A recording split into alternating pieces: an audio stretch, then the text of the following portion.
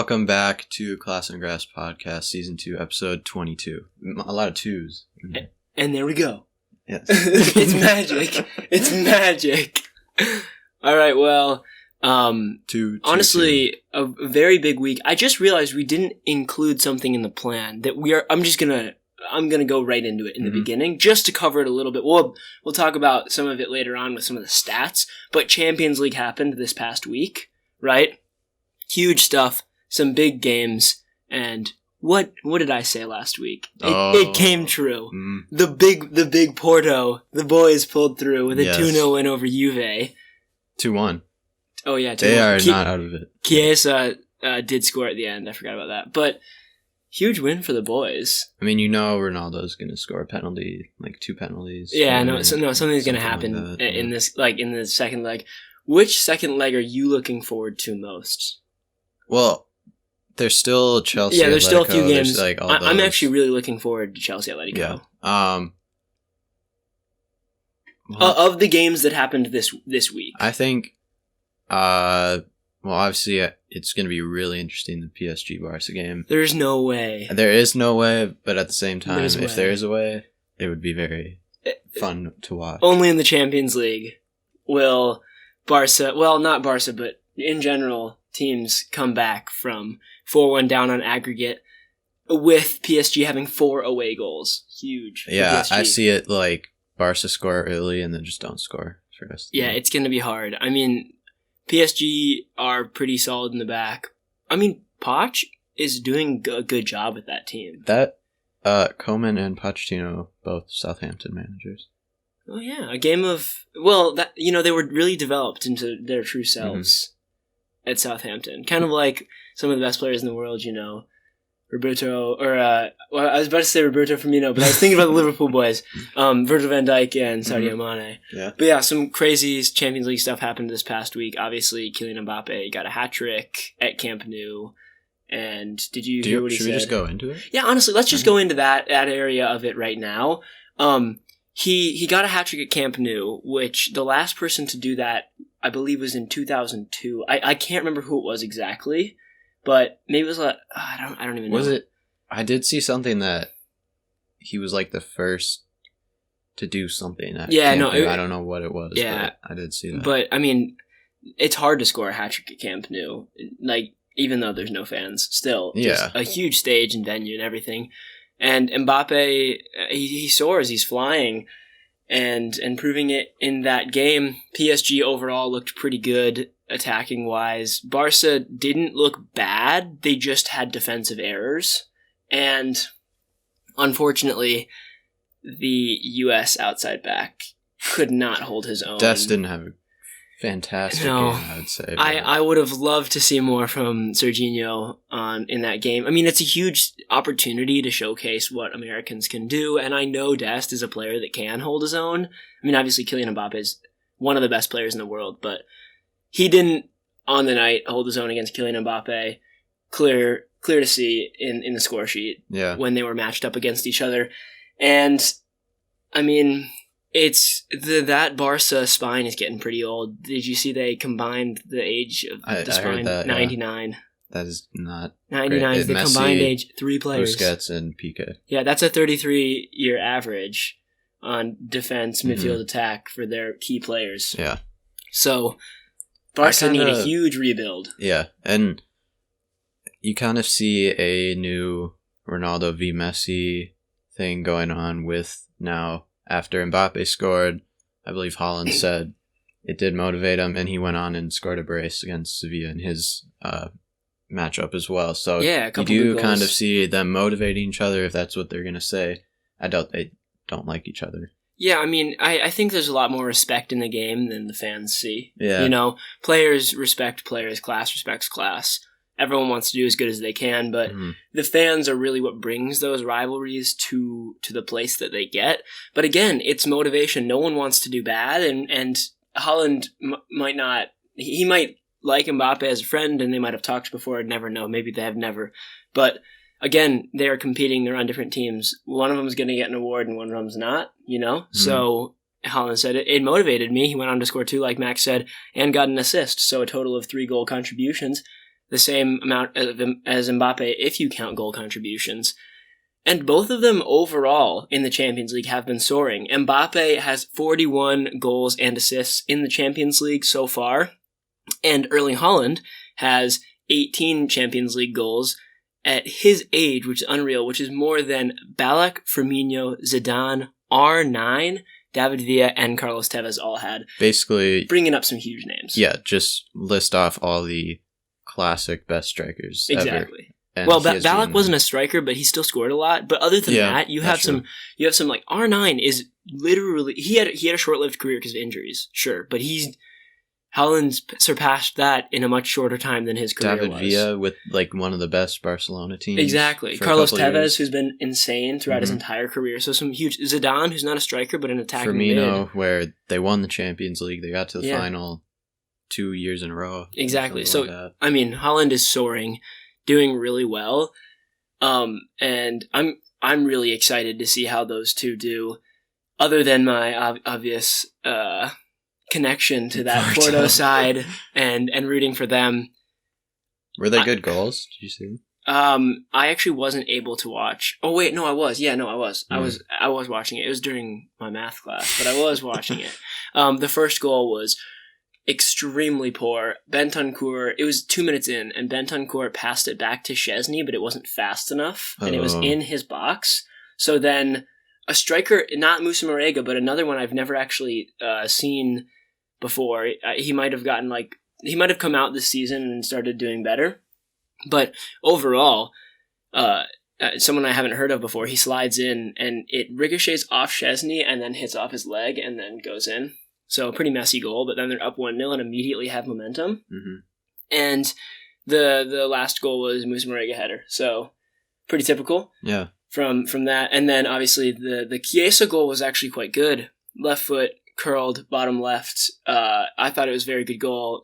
Put it in cleanly, and I saw a lot of quotes from old Juventus legends afterwards, and it was Chiesa saved that entire the whole year. Chiesa saved the year. Because you're down 2-0, that's a big difference between down 2-1. 2-1, and it's an away goal, so you only need to score 1. Exactly. You score 1 and you're fine. So big ups to Chiesa, a good youngster in that. But again, going back to an American, Weston McKennie subbed out after 60 minutes in that game. Didn't look up to par either. So both of the Americans, the biggest ones playing in the Champions League other than Gio Reyna, not performing at the highest. Conrad De La Fuente also didn't get in. So, not the same kind of energy we saw. I know Weston was at Schalke last year at this time, not at Juve, but not the same energy we saw when Gio had that assist to Haaland, where Haaland almost broke the entire goal. Oh. You remember that? Yeah. PSG. So, and I think the vibe, that was also in the round of 16. I think the vibe then for Americans was much better than right now. But overall, I mean, Reynolds signed to Roma for $8.8 million. Some big players moving to Europe again. Well, they're all young. Yeah. And to be I'd rather have all those players at the stage that there are and play a couple bad games than still be all in the MLS and playing well. Yeah, and one player who, I'm not going to go into it too deep, but really sad to see, it looks like Jordan Morris may have torn his ACL in his first game in Swansea. Hopefully he gets back and playing as soon as possible, and he has a great recovery. But yeah, all the best wishes go out to him. He's had a history of those as well. Yeah, history of those. So all the best wishes go out to him. But yeah, overall, a big week in the Champions League, a big week for Americans, although we didn't capitalize. And yeah, one stat that I just wanted to touch on a little bit, because this ex-player and now manager, it was, do you think Steven Gerrard was one of the best ever Champions League players? Well, you can't ignore the Istanbul. Exactly. Istanbul. Yeah. This jersey, it wasn't worn, but this is the jersey that was at that game. Like this kind of jersey behind me, the Pirlo AC Milan one, was at that game. So, but yeah, you can't ignore. The whole conversation with his career is, if he would have moved on, he would have won a lot more trophies. Yeah. And that's kind of overshadowing how good of a player he was, because people look at Lampard, who won 1 or 2 Champions Leagues, a bunch of Premier League titles, but then I see a lot of people saying Gerrard was actually the better player. Yeah, Gerrard had the Champions League, but did not have any Premier Leagues, and that's pretty big. The slip. Yeah, yeah, and that's pretty big when you're talking about English players, especially in the discussion. English players huge. It's basically how well you do in the World Cup if you have Premier Leagues and if you have Champions Leagues. That's pretty much it. And neither of them, they did well, but neither of them won a World Cup. England's still waiting on that, and Liverpool just got their title last year, which is not looking likely this year. Yeah, not looking likely. Yes, but Steven Gerrard is now managing Rangers over in Scotland. Mm-hmm. Yes, and they are now 40. They have lost only 1 game in their last 40 matches. So I don't have a ton to say about this because I don't watch that league, but I know that Rangers have in the past been the best team in the league, but still. It's good, and I could possibly see, if he continues success at Rangers, a move to a bigger club.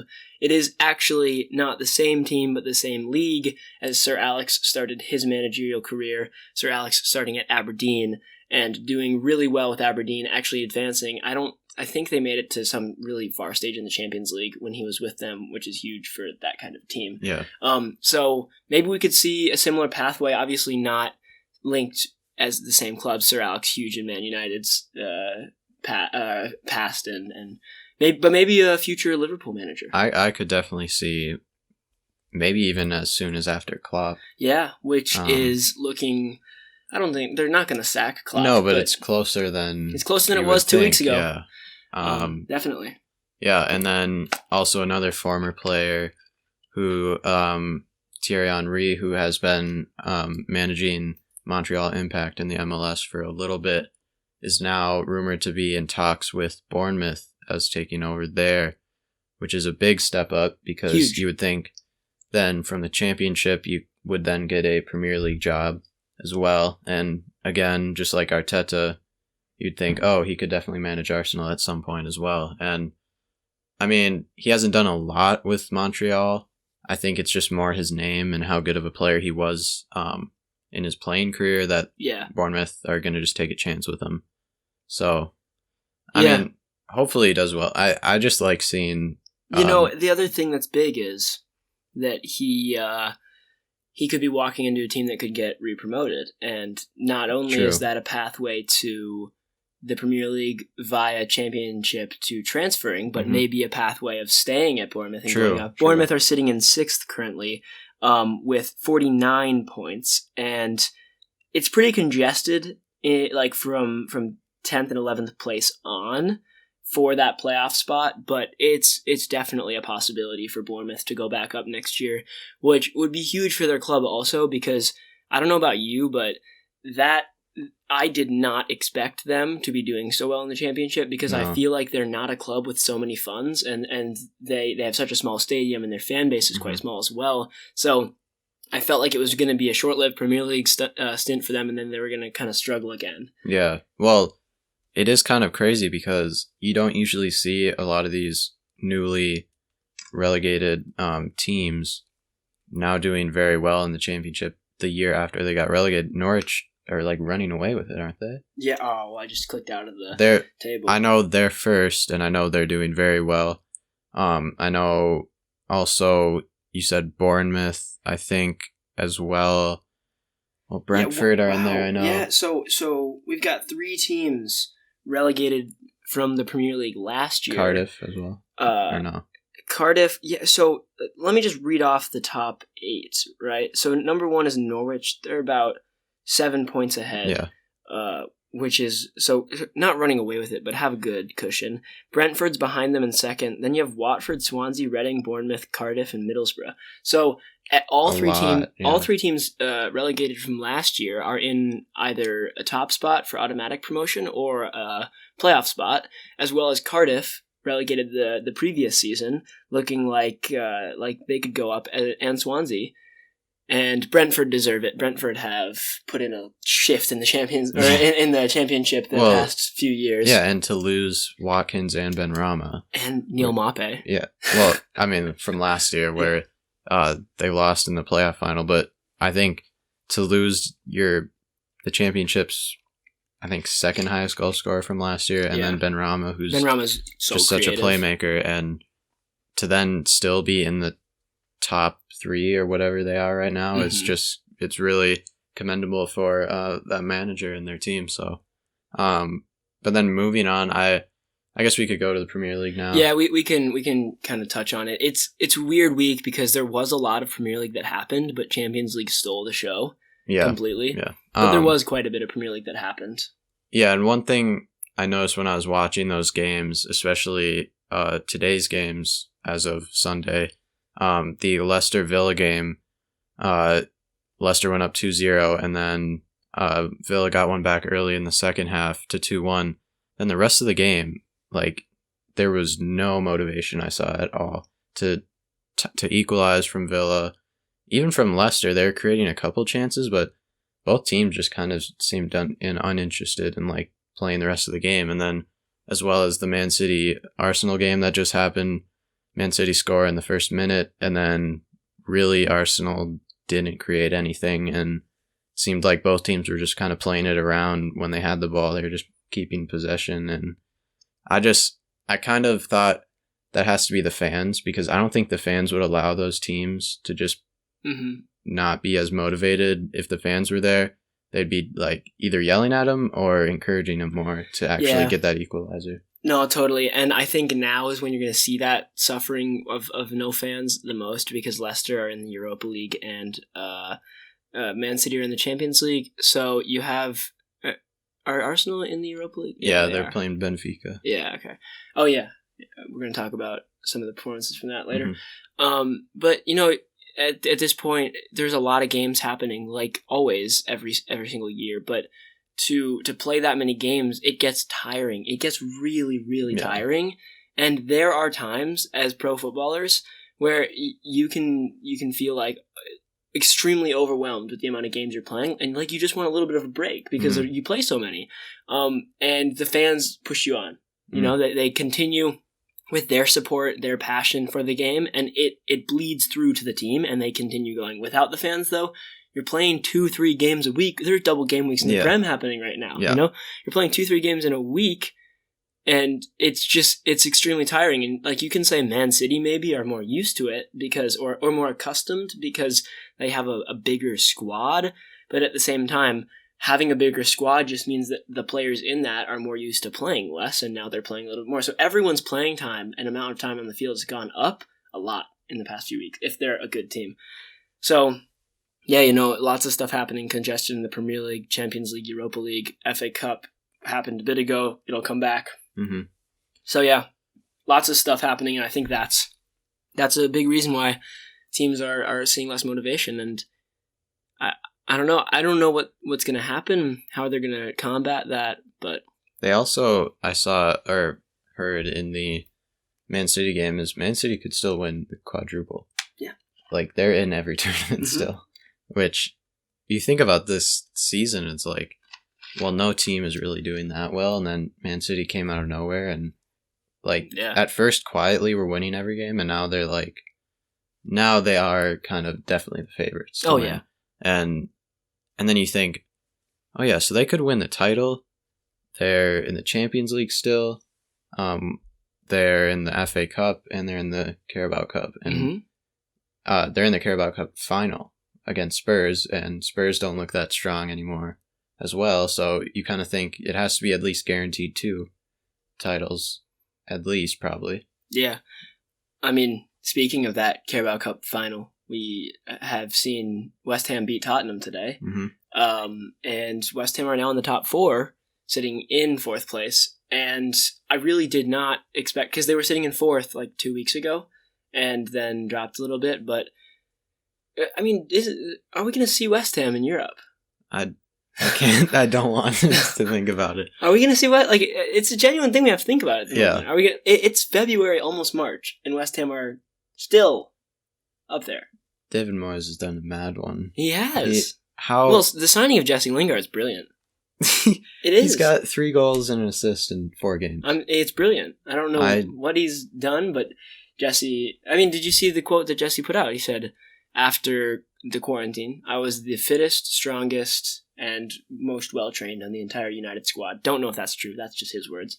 But that's what he said. Mm-hmm. And then he said, I was never given the chance by Ole. Even then, I was never given the chance. So there is something to be said for at least Jesse having the confidence that he can do well and working hard according to himself, you know? He's got the motivation. Yeah. I mean, if you got that and then he's gotten his goals. And him and Declan celebrated like crazy today. Did you see that? Playing instruments. They were dancing and playing instruments. And that wasn't even right after he scored because they thought it was offside. Yeah. It was after the VAR call and they all went to the corner still and celebrated. That was pretty fun to see. Even if I don't really want West Ham to do well, it's still... Yeah. And then also Odegaard, who also is kind of a newcomer. I guess Lingard's not a newcomer, but new team. Yeah.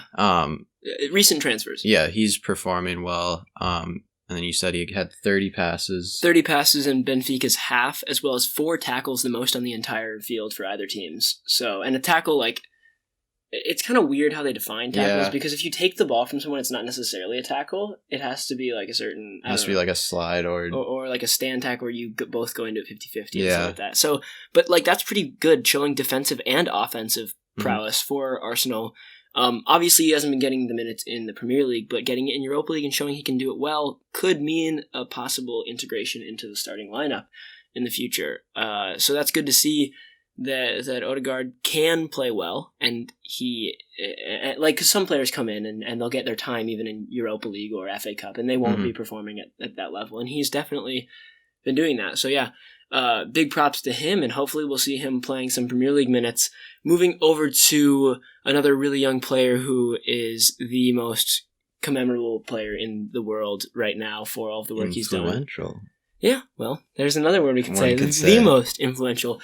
Marcus Rashford has been put on the cover of Time magazine for being in the top 100 most influential people in the world for his fight against... It was like next influential. Yeah, something like that. Well, I can check it right now, but it was for his fight against hunger in the UK. So really good to see from him. Good to see the recognition and on like a worldwide stage as well. The Time Magazine's next 100 most influential people. Yeah. But still, like, that's not 100 most influential footballers. That's not 100 most influential British celebrities or British people, or, you know, that's all athletes, all celebrities, all, you know, people who are in the spotlight, or people who've just, like, run businesses that are really helping out the world, you know? And so a 24-year-old, 25-year-old footballer. We thought about this remember in that one? Oh, yeah, we did. We've got his age completely wrong. I don't want to do it again. We're not going to guess. Yeah, whatever, a 20... I think I like 25. No, yeah, what's your guess? This is sad that we have to go through this again. I like 25. I think you're right, because I feel like him and Lukaku are similar age. Yeah. I mean, he's been around for a while, so... 23, God. Every time! Well, I guess we could have probably calculated that. I mean, he came in to the league in like 2014, 2015. Yeah, exactly. And then it's been that whatever, and he was like 19. So. Exactly, but it's huge because he's a 23-year-old footballer who has gotten on that list with, I mean, pretty much every celebrity and big person is young, so is a next, right? I was gonna say it's almost harsh to say that he's next. I think he is. Yeah, right. But now, I think everyone you'd see on that list is people who are in the now. They're just young, you know. But everyone who's influential is pretty young because they have a younger audience that they can captivate, and that you know, obviously, everyone says that the younger people are the future. You know, they're the people who can change the world. So Marcus Rashford captivating the right audience in a sense. And then we'll just run through a couple transfer rumors that we've heard. Well, first, Neymar has reportedly, it's all rumors. Yeah, reportedly messaged Messi to come to PSG, which is not going to happen. Everyone can see their personal messages. Yeah, it's all public knowledge. It's public everything. Like WhatsApp sends it out to him. Oh, look what Neymar just texted Messi. It's so crazy. Would you be happy with Messi to PSG and have a It'd be cool. Messi? It'd be cool, but it's not going to happen, in my opinion. Really? No one can afford Messi except for Sheikh Mansour. I think PSG or Man City. Yeah, I mean, it's hard. Well, the thing is, PSG doesn't offer this direct pathway to the MLS. And Does Man City? Yeah, New York City FC. Well, yeah, I guess. But Messi strives to play in America. That is his goal in his career. He hasn't reached his goal yet. Through all of his accolades, he's still like, I need the MLS. I need the MLS Cup. Yeah. I need the Audi Cup trophy. Yes. Yeah. I mean, he's just got a blank space in his trophy room. It's like labeled Audi Cup. MLS. He's debut. So jealous of Jossie Zardes right now. Yeah. Yeah. I mean, I definitely think Messi to the MLS would be fun because, it would have to be a team that plays Minnesota. Because then we can see him. Oh, yeah. Here. That's the problem with the MLS. You don't even play every team. You play like 5 teams. You play half the teams, and then you might play some other ones in the like. A good way to describe it is basically like Bundesliga and Premier League cut in half combined, but they only meet in Champions League. It doesn't make sense why they do it like that. Yeah. And then Koundé from Sevilla. Yeah, Jules Koundé from Sevilla. Great center back, honestly, super pacey. Love him on FIFA. Yeah, I think it's just FIFA hype. But Real Madrid and Man United monitoring his availability. I think obviously Man United are linked to every center back. It's and Real Madrid. That's true. Well, the other thing is they're losing Sergio Ramos most likely. Yeah. Maybe we could see him at Bayern, but they just did sign Deo Upamecano, so not really a need for that. But yeah, did just let 2 goals past him from Erling Haaland in the Champions League. So, maybe Sevilla's better off for the Europa League. Yeah. All right, and then to finish off, we have some questions on our Discord. Not just some. 2 individuals have dropped a total of 6 questions. 6. That's a pretty good number. Yeah. So, first one from FC Growing Pole, a loyal member. Loyal member of the Patreon. Guys, remember, if you want to be able to have podcast questions, producer Sutton is just laughing in the back. Real smooth. Yeah. If you want to be able to pose podcast questions in our Discord, become a patron, just $2.50 a month. And then there's footy talk, podcast suggestions, questions, whatever you want. You can talk to us. We'll do some voice chats sometimes or video chats, if we ever have time after the podcast, especially in the summer when there's more time on our hands, we can do Discord chats with you guys if we get more people in the server. So yeah, just go sign up for that, $2.50, and you can also watch the podcast fully instead of just listening, which offers a little bit more visual presentation. You can see we're so handsome. We're so handsome. Yeah. The 2 most handsome guys in Minnesota doing the Class on Grass podcast. All right, enough plugging. But so first question: most likely to end the season outside the top 6 in the Premier League, Liverpool or Tottenham? This is a good question because of Liverpool's recent form, but I'm going to say Tottenham just because I don't see either of them finishing outside the top 6, so it's just probability, and I think Liverpool's a better team than Tottenham. But, I mean, it's hard. I don't want either of them to finish outside the top 6, to be honest. It just would, Liverpool and Tottenham not being in Europe next year would just be daylight robbery. I agree with Tottenham. But at the same time, if West Ham are keeping up, if Leicester are keeping up, who else is around there? West Ham, Leicester, Villa has a chance as well. I don't know. I think it's definitely a possibility. I don't think for Liverpool. I think they'll come back. The Premier League table. I haven't checked in a bit because I've been so focused on the Champions League this past week. I haven't really been what have you been more focused on, the Champions League or the Premier League? No, I think it's pretty equal for me. Yeah. But I haven't checked the table in a while. I've just, because, so the biggest thing right now is that Leicester and West Ham are in the top 4 together. Leicester are second, which is huge. Like, they're not going to catch up to City. They were second like all of last season. Yeah, they were. Leicester are a very good example of something that we're going to talk about later with another one of SC Grandpool's questions, but we'll let that happen later. But Man City, then Leicester, United, West Ham, Chelsea, Liverpool, Everton, Aston Villa, Tottenham, Arsenal. That's the top 10. And teams that are in there, Villa, Everton, West Ham, Leicester, teams that could be 8, 9, 10 usually, maybe 7, but, not expected to see 2 of them in the top 4 and then another one in the top 6. So, not another one in the top 6, and then the other ones are 7, 8. So, yeah, it's interesting, and I think if West Ham can keep form, it's going to be harder for Liverpool and Tottenham. Looking at the points totals, Tottenham have it way harder. That's the thing. Tottenham are on 36, and Liverpool's on 40, and top 4 is 45. So Tottenham are 9 points behind West Ham. Yeah, and that's... So, they could salvage Champs League, but it's most likely that they'll get Europa League, in my opinion. And if they don't get Europa League, or if one of them, the 2, isn't to get Europa League, it's going to be Tottenham, in my opinion. And then second question we have, should the Premier League consider a league-wide salary cap similar to like the NFL or I think other American sports to better even the playing field between teams and to avoid top 6 with all the money, and then the bottom relegation teams with no money? I saw this question yesterday and thought about it a little bit. The biggest thing that you need to start with, it can't be the Premier League, because if there's a salary cap in the Premier League, then the Premier League teams are going to be extremely uneven in the Champions League, because other leagues don't have the salary cap. So UEFA would have to do it, but then the Club World Cup gets screwed up, even though the Club World Cup isn't really that big of a deal. Everything interconnects, right? Yeah. So if you make a salary cap, FIFA has to standardize it across the whole world. Yeah. The MLS is really the only league that's not within all of that stuff, where they do their own rules. But other than that, if you make salary cap, you have to standardize it, at least across Europe.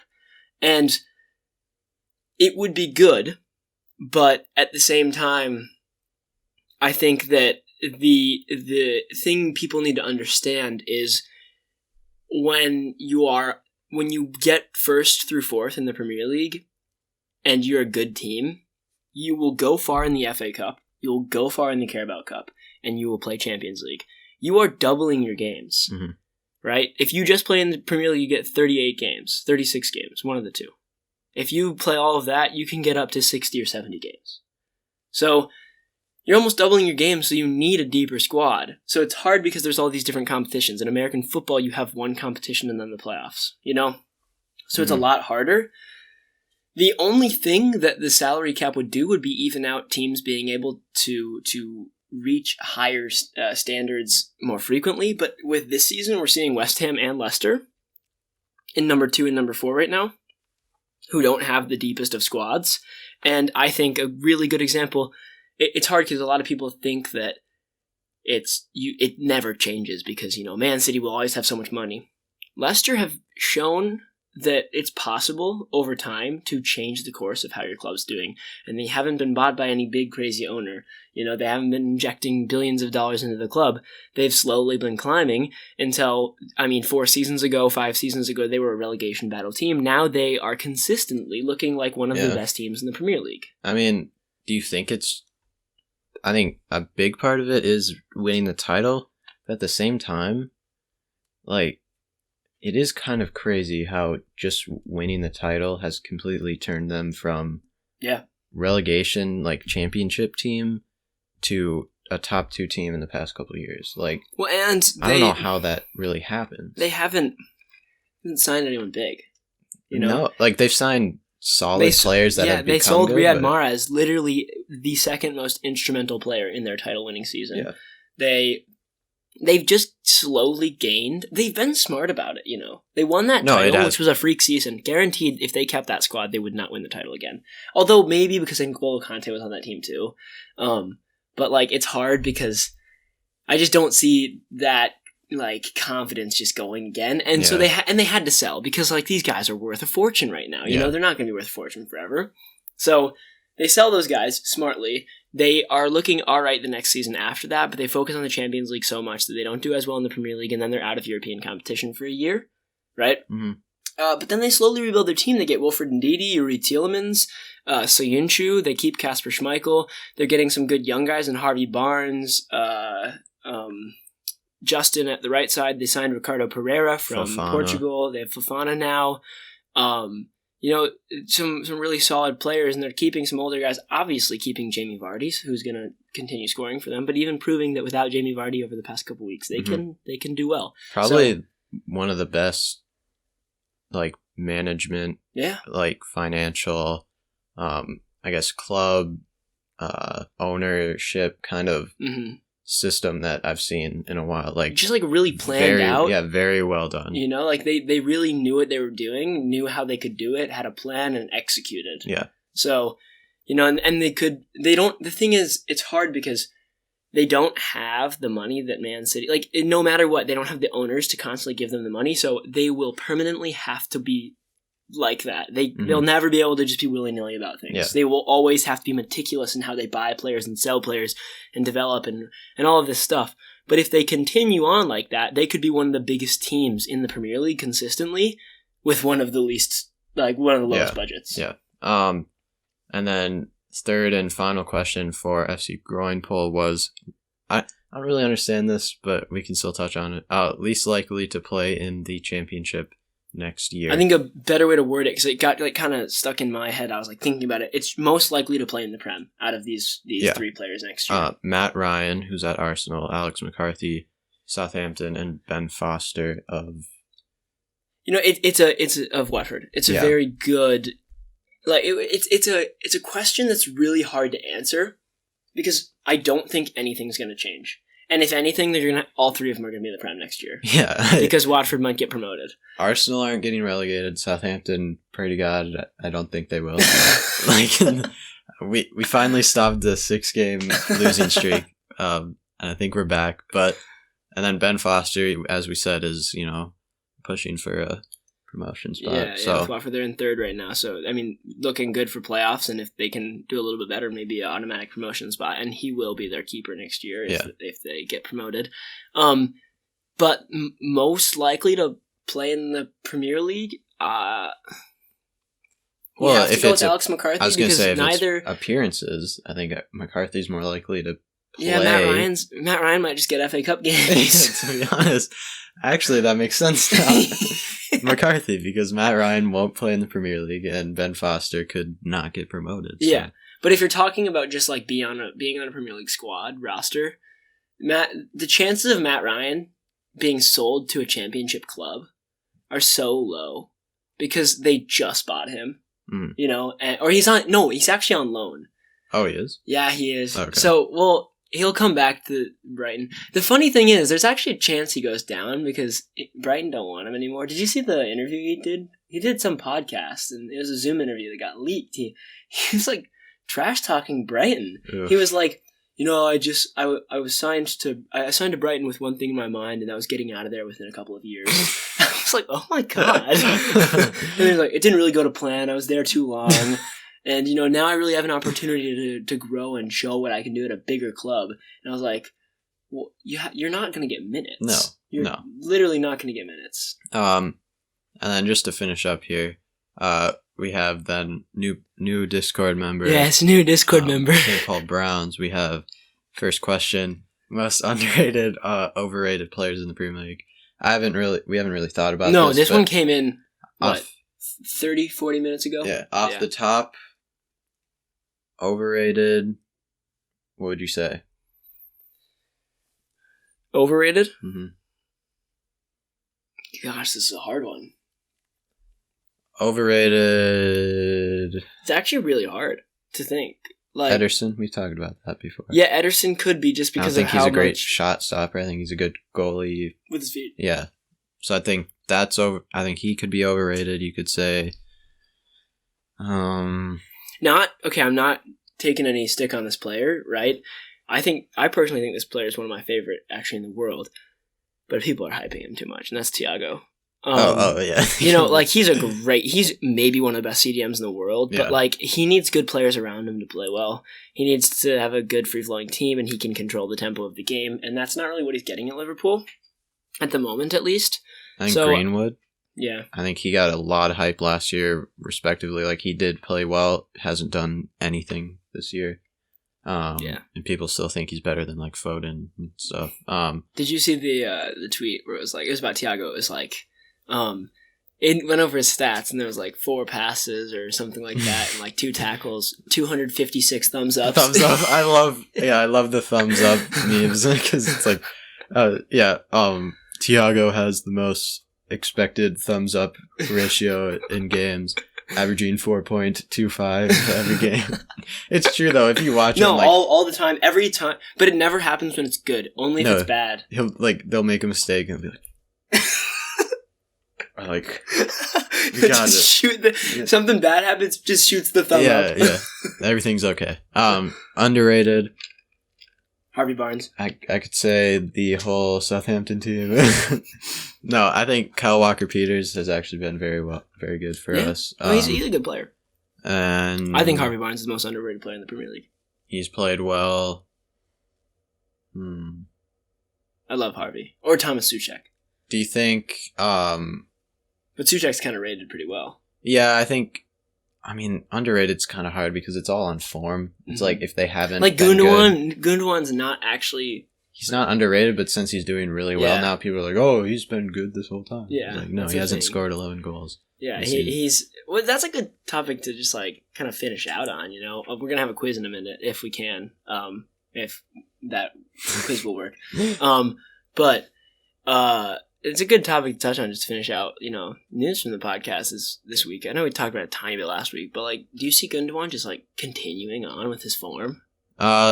Based on the game I saw with De Bruyne back in there, he wasn't in a lot of attacking positions, so I don't think he'll be scoring as much. It's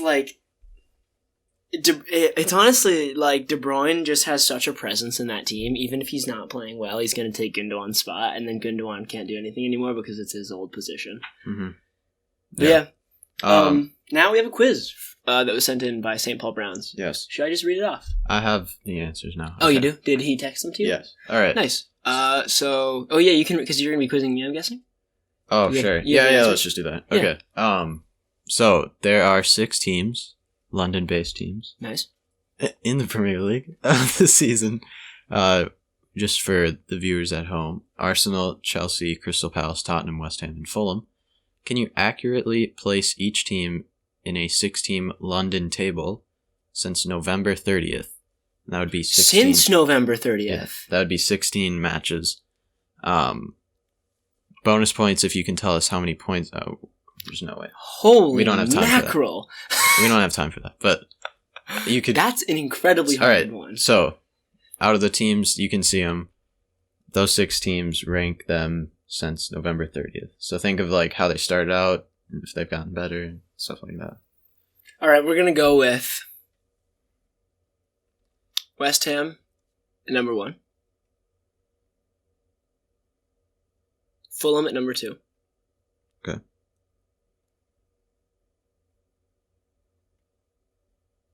Arsenal at number 3. Chelsea at number 4. Tottenham at number 5. Crystal Palace at number 6. I actually didn't do too bad. Do you want... Here, what do you think? So you said West Ham first? I said West Ham, Fulham. How many do you think they've gotten? Oh, I don't know. I'll give you a range of 20 to 40 points. 28. Okay. And then Crystal Palace, you said last. How many do you think they've gotten? 4. Okay. So, it's West Ham, Chelsea, Arsenal, Tottenham, Fulham, Crystal Palace. I only put Fulham up there because Brian brought it to the thing. He is a Fulham fan, and that's exactly what I was thinking. I was like, oh, Fulham's going to be like first or something stupid. But West Ham 31 points. That's not too. Crystal Palace 16. Crystal Palace. I hate Crystal Palace. That's why I do. They're my rival. 4 points in what, 4 months? Negative 5 points. That's what I'm saying for them. Yeah. No, Brighton are gonna knock the crap out of them tomorrow, and then they're gonna have like negative 18. There you go. Yeah, exactly. All right. Exactly. That was actually very interesting. It is. That would have taken a lot of thought if we weren't recording. I would have to like do a lot of mental math, but like a lot of we get the papers out, we'd be writing or like the equations. edit where like there's equations. We do like logarithms to figure it out. Yeah, natural log e. Natural log of Chelsea. Yeah, x times. All right. All right. I think that's that's pretty much the podcast for this week. Thank you guys for listening or watching, depending on what platform you're on. Make sure you go become a patron if you're not.